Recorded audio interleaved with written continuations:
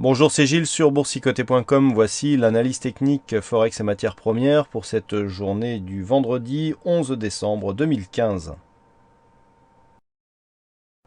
Nous commençons par cette paire de devises euro-dollar qui continue à évoluer d'une manière haussière depuis le retournement et l'impulsion ici envoyée par Mario Draghi le 3 décembre dernier, donc une phase de hausse qui n'avait consolidé que sur un retracement à 38,2%.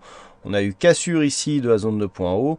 Petite consolidation qui est venue chercher la moyenne mobile 20 exponentielle et confirmation de la poursuite du mouvement. Vous voyez comment on n'est pas venu invalider le mouvement de hausse puisqu'on n'est pas revenu chercher ici le retracement des 61,8% après la cassure, donc il n'y a pas invalidation. On est bien revenu chercher ici à moyenne mobile 20 exponentielle, hein, c'est très propre ici comme contact, et donc on valide ici la poursuite du mouvement haussier.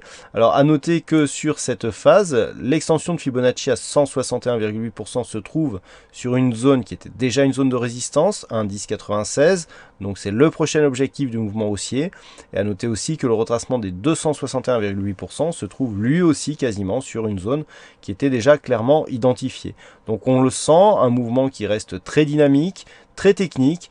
Objectif 1,1096, donc 1,11 accessible dès la semaine prochaine avec un niveau d'invalidation ici à 1,0911. Le mouvement reste haussier.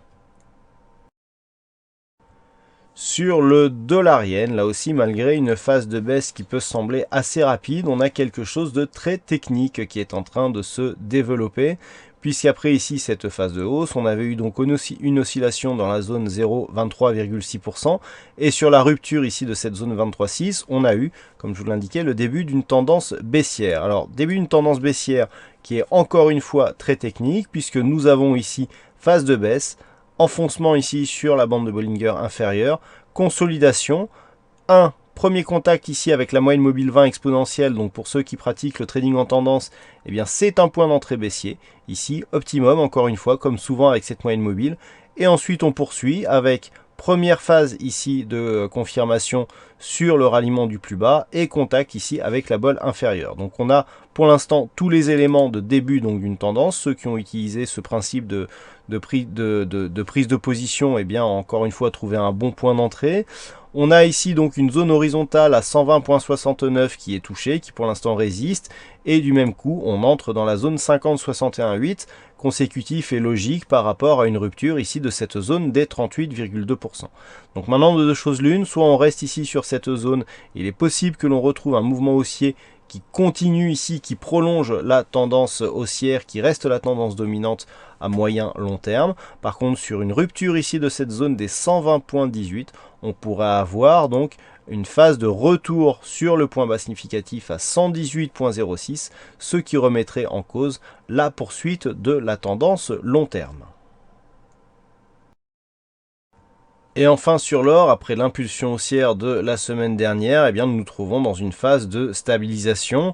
Donc nous avons ici un mouvement qui nous donne des retracements de Fibonacci. On est dans un premier temps venu tester ici le retracement des 50%. Après une phase de hausse, on est redescendu, on a retrouvé le 50%, puis on est directement venu tester le 61,8%.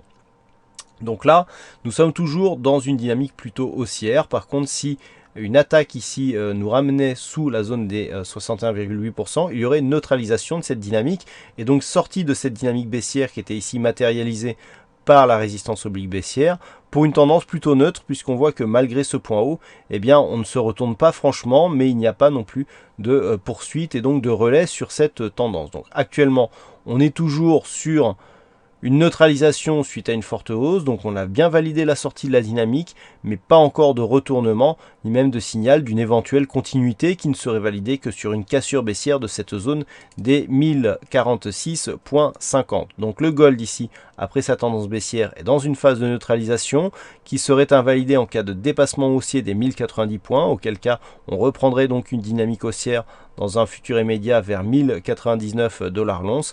Par contre, donc sous cette zone ici des 1062, on aurait un objectif de retour à 1049 $ l'once.